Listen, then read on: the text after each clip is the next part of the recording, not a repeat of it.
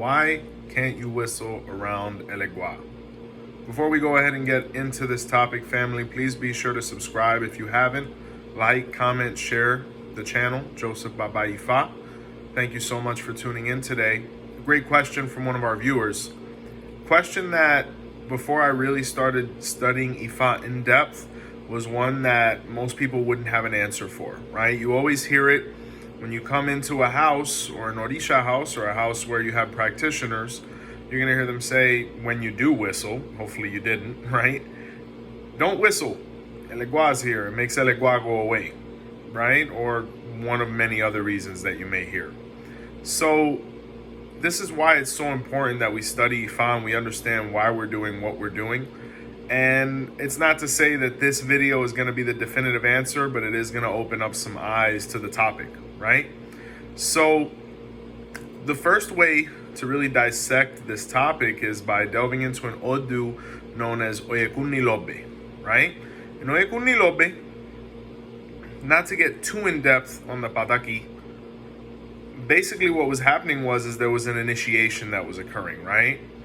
And there was a divination that was performed, and unfortunately, in that divination, the Babalawos didn't want to provide the information to the initiate, right? They didn't want to tell him what sign or what Odu had really been, basically revealed. And what ended up happening is Eshu was actually listening in and saw them basically conspiring to give incorrect information to the person who was being initiated, right? Or divined for, better said. So what ended up happening is Eshu, before the Babalawos were able to go and tell the initiate or person what Odu had been revealed, which was actually Oyekun Nilobe, went and told the person, hey, they're going to tell you that it was said sign that came out, but in reality, the sign that came out was this one. So just so you know, I'm telling the truth. There you have it. And the interesting thing was when Eshu went running into the house, he came in whistling, right? So when the Awos arrived and the person said, well, which Odu was revealed, the Babalawo said Odu.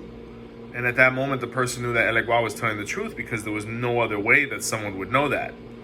And then the person looked at them and said, I know you're lying to me. I'm going to give you one opportunity. If not, I'm going to go ahead and discredit you. So go ahead and tell me which sign really came out. The Babalawos looked and they said, let's go ahead and tell him. And the Odu was Oyekun Nilobe, right? So at that moment, Eshu revealed himself. The Babalawos realized that, Eshu had seen them do this.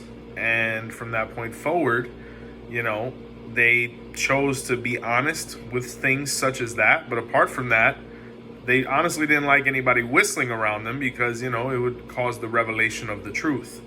So this is one of the Odus, and I've been able to find the act of whistling associated with Eshu. And this is how Eshu alerts people of the truth, right? So I'm not sure exactly why they would say that you should not whistle around Eshu if when Eshu whistled, the truth was revealed. I mean, if we look at the Odu, Oyekun Nilobe or Oyekunbe, was where the whistleblowers were basically manifested, right? The people who kind of reveal information that people who aren't doing what they're supposed to be doing, it basically comes to the light, right? Or they take that upon themselves to do that. So I'm not sure why there's this concept that we shouldn't whistle around Eshu, because it was through whistling that Eshu revealed the truth. So the only thing I could think of is that, people didn't want Eshu revealing the truth within the home or within their spiritual practices. I'm not really sure. I can't really, debate on that. But based on this Odu, actually whistling around Eshu shouldn't be a negative thing. So, because in this sign, through whistling, Eshu revealed the truth. To the point where you'll go into a lot of Afro-Cuban houses and you'll see a whistle next to Eshu. Well, if whistling isn't something that we should do around Eshu, why do we have him surrounded by whistles, right? Or I even heard one person say, hey, when we whistle inside of the home, the presence of Eshu leaves. Where Oyekun Nilobe says, on the contrary, Eshu actually arrives, right? So once again, not really sure, but this is what my study has been able to provide. And I will say this as well.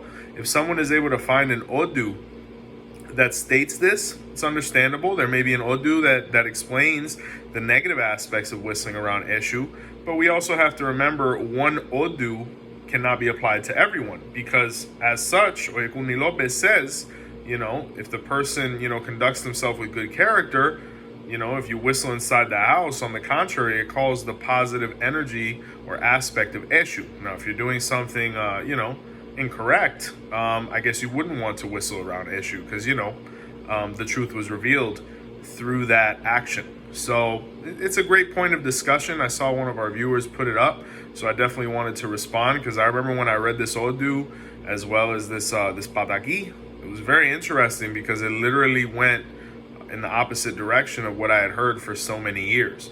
So I'm not saying I go around whistling in general. I'm not really that great a whistler, but if I do happen to whistle and there's an issue there, no reason to fret, right? So interesting point of conversation. So to that viewer, thank you so much for asking the question. And if anybody would like to add anything into the comments, you're always more than welcome here on Joseph Baba Ifa. So just wanted to go ahead and delve deeper into that, kind of open it up as a point of discussion and provide some information on it so everybody can come to their own conclusions. After a long day of Ifa work, wanted to come out with another video as well. Guys, thank you so much for supporting the channel, all of the things that you do. You are the best part of Joseph Baba Ifa YouTube channel and Botanica Candles and more.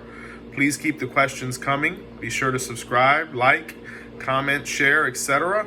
And until next time, Joseph Baba Ifa. Thank you guys. Have a blessed day.